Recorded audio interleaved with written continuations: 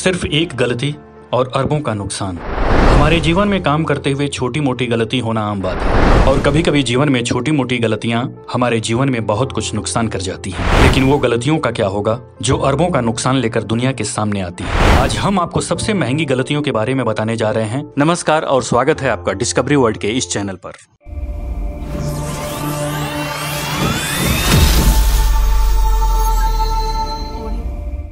Great Hanshin earthquake. ये बात है 27 जनवरी 1995 की, जब जापान के यूगो प्रांत के दक्षिण भाग में शाम 8:45 पर 6.9 की तीव्रता का भूकंप आया। जापान के इस क्षेत्र को हासिल के नाम से जाना जाता है। भूकंप के झटके लगभग 20 सेकंड तक ही रहे, जिसने पूरे कोबे शहर को अस्त व्यस्त कर दिया। इसमें 4,634 लोगों ने अपनी जान गंवाई। यह जापान का 20वीं सदी का सबसे बड़ा भूकंप था। भूकंप से अपूरणीय रूप से क्षतिग्रस्त संरचनाओं में लगभग 4 लाख इमारतें शामिल थीं, तो कई एलिवेटेड रोड और रेलवे पुल एवं कोबे के बंदरगाह में 150 में से 120 सड़कें शामिल हुई। भूकंप के कारण लगभग 300 जगह पर आग लग गई थी। इन सब के बीच कुछ ऐसा भी था जो ढह चुका था। वो था हनसिन एक्सप्रेसवे हाईवे, और इसके ढहते ही पूरी दुनिया का ध्यान अपनी ओर खींच लिया, क्योंकि ये रोड कोबे शहर को ओसाका से जोड़ने वाला मुख्य मार्ग था, जहां इतनी बड़ी बड़ी इमारतें भूकंप में खाक हो चुकी थीं, क्योंकि इसके ठहरने के बाद इस पूरे हाईवे में एक नहीं बल्कि कई बहुत बड़ी खामी पाई गई। अगर हम देखें तो इस तरह के हाईवे को ऐसे बनाए जाते हैं कि वे ऐसे भूकंप को आराम से झेल सकें। इस हादसे ने पूरे जापान को दुनिया भर के सुर्खियों में लाकर खड़ा कर दिया। जब ये हाईवे बना तब यह जापान का सबसे मजबूत हाईवे माना जाता रहा, लेकिन इस भूकंप ने इस हाईवे को जमीन पर धाराशाही कर दिया। न जाने कितनी गाड़ियां इस हादसे का शिकार हो गईं। इसे फिर से बनाने में 1 साल का समय लगा और 30 सितंबर 1996 के दिन खोला गया। हनसिन एक्सप्रेसवे को फिर से चलने लायक बनाने में $4.6 बिलियन का खर्च आया। ये तो इस रकम का बहुत छोटा सा हिस्सा था, और विशेषज्ञ बताते हैं कि इस भूकंप ने पूरे शहर को $200 बिलियन का झटका दिया। इस शहर को फिर से खड़ा करने के लिए 12 लाख लोगों ने एक साथ 3 महीना तक काम किया। MV प्रेस्टीज दुर्घटना। ये बात है नवंबर 2002 की। MV प्रेस्टीज नाम ये ऑयल टैंकर अपने अंदर 77,000 टन ऑयल लेकर चल रहा था। तभी हालातों ने बदलना शुरू किया। 26 साल पुराना जहाज एक समुद्री तूफान के बीच फंस गया। 13 नवंबर 2002 के दिन ग्रेसियस पेंट के तट से यह जहाज तूफान से टकरा गया। इसलिए कप्तान ने तुरंत जहाज को पास ही मौजूद बंदरगाह पर रोकने का निर्णय किया, लेकिन बदकिस्मती से स्पेनिश सरकार ने और उसके अधिकारियों ने इस जहाज को अपने बंदरगाह पर आने से मना कर दिया, जिसके बाद जहाज ने आगे बढ़ने का जारी रखा। तूफान लंबा था, उसने जहाज को काफी नुकसान पहले ही पहुंचा दिया था। 19 नवंबर 2002 के दिन उस बंदरगाह से करीब 130 मील दूर ये जहाज पूरी तरह समुद्र में डूब गया। अब वो हुआ जिसका सभी को डर था। जहाज में भरा 13.8 मिलियन गैलन तेल अब रिसना शुरू हुआ, जो हजारों मील तक फैल गया। स्पेन, फ्रांस और पुर्तगाल के कई बीच पर यह तेल फैल चुका था। स्पेन और पुर्तगाल में इससे पहले आज तक इतने पैमाने पर प्रदूषण कभी नहीं फैला था। समुद्र में पानी की जगह तेल बीच पर उछाल मार रहा था। 2013 में इस हादसे की जांच पूरी हुई।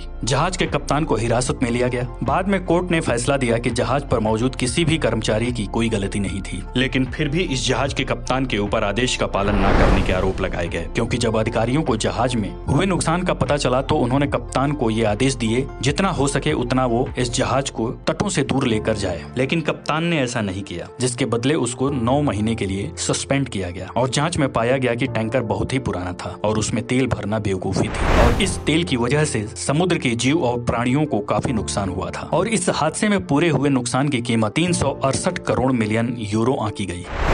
Piper alpha building. Piper alpha असल में एक ऑयल रिंग थी, जिसको उत्तरी सागर के स्कॉटलैंड के तट से 120 मील दूर लगाया गया था, और 1976 में समुद्र के नीचे से तेल निकालना शुरू किया। शुरुआत में इससे सिर्फ तेल निकाला जाता था, बाद में समय चलते इससे गैस भी निकालना शुरू किया गया, और फिर समय आया 1988 का। एक बहुत सी छोटी सी और आम सी एक गलती भयंकर दुर्घटना में तब्दील हो गई। 6 जुलाई 1988 के दिन रिंग में लगे सभी पंपों से प्रेशर वालों को निकाला गया था, ताकि उसमें दबाव कम हो और उसकी सर्विस की जा सके। पंप के वाल को हटाकर सील लगाकर उसे ढक दिया गया, और सभी को कहा गया जब तक आदेश ना हो तब तक कोई कारीगर पंप को स्टार्ट ना करे। कारीगरों ने काम शुरू किया। एक ग्रुप अपना काम खत्म करके सोने गया, और तब दूसरे कारीगरों को काम करने के लिए आना था, लेकिन इन कारीगरों को नहीं पता था कि पंप शुरू करना है या नहीं। इनमें से एक कारीगर ने पंप को शुरू किया और शुरू हुई दुर्घटना। शुरुआत में एक छोटा सा धमाका हुआ, जिसके बाद पाइप पर दबाव इतना बढ़ गया कि जो सील अस्थायी तौर पर लगाई गई थी वो टूट गई, और बहुत तेज दबाव से गैस हवा हवा में लीक होने लगी और बाहर आते ही आग पकड़ी और इस आग में 167 लोग अपनी जान की आहुति दे बैठे। 14,000 टन और स्टैचू ऑफ लिबर्टी की ऊंचाई से 2.5 गुना अधिक पाइप पर अल्फा तेल रिंग दुनिया में सबसे बड़ा था। लेकिन 6 जुलाई 1988 को पूरी संरचना एक विनाशकारी और घातक आग में भस्म हो गई और इस पूरी घटना में 1.7 बिलियन यूरो का नुकसान हुआ और इस दुर्घटना को साल की सबसे महंगी दुर्घटना में शामिल कर दिया। इस घटना की याद में हेजलहेड पार्क में मरने वाले 3 कारीगरों के पुतले बनाए गए। चेर्नोबिल परमाणु दुर्घटना।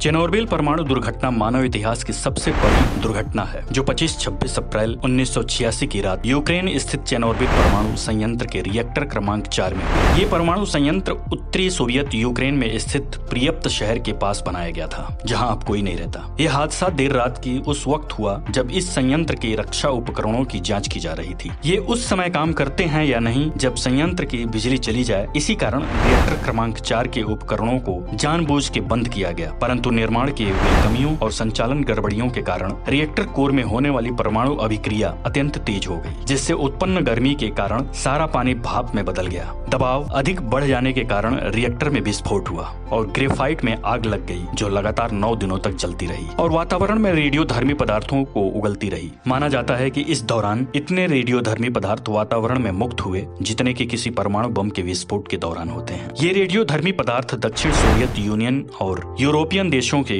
वातावरण में मिल गए, जिससे जान और माल की काफी नुकसान हुआ जो आज भी भारी है। इससे इतनी ज्यादा मात्रा में रेडियो एक्टिव धर्मी पदार्थ निकले जो हिरोशिमा एवं नागासाकी परमाणु हमले से 10 गुना ज्यादा था। इस दुर्घटना के बाद करीब 60,000 लोगों को सुरक्षित स्थानों पर लाया गया। करीबन 2 लाख लोगों को विस्थापित किया गया। विस्फोट के कारण रिएक्टर में तत्काल 2 लोगों की मौत हुई। 134 कर्मचारियों को अस्पताल में भर्ती करना पड़ा जिनमें ARS यौन रेडियो धर्मी संगति के लक्षण दिखाई दिए। इनमें से 28 दमकल कर्मी और कर्मचारी दिन बीतने के साथ मरते गए और 14 लोगों की मौत आने वाले 10 वर्षों में 1996 तक रेडियोधर्मी कैंसर से हुई। आसपास फैली घनी आबादी में से 15 या उससे अधिक बच्चों की मौत सन 2011 तक थायराइड कैंसर से हो चुकी है। चेर्नोबिल परमाणु दुर्घटना जान और माल के लिहाज से परमाणु संयंत्र इतिहास में घटित सबसे बड़ी घटना माना जाता है। अंतर्राष्ट्रीय परमाणु त्रासदी पैमाने पर सबसे ज्यादा अंक 7 मिले हैं। शुरुआत में अनुमान लगाया गया कि ये आपदा से लगभग $68 मिलियन का नुकसान हुआ है, लेकिन समय के साथ यह आंकड़ा बढ़ता गया